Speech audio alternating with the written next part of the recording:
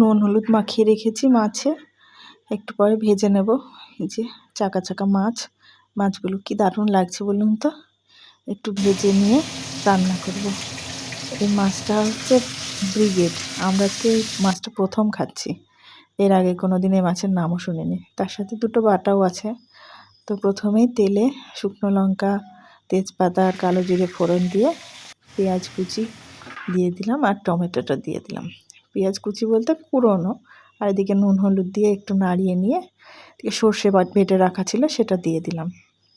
এবার সর্ষে বাটাটা দিয়ে আবার বেশিক্ষণ রাখা যায় না, সঙ্গে সঙ্গেই জল দিয়ে দিতে হয়, নাহলে তেতো টাইপের হয়ে যায়। দিয়ে জল দিয়ে একটু সর্ষের তেল দিয়ে ভাজা মাছগুলো দিয়ে দিলাম।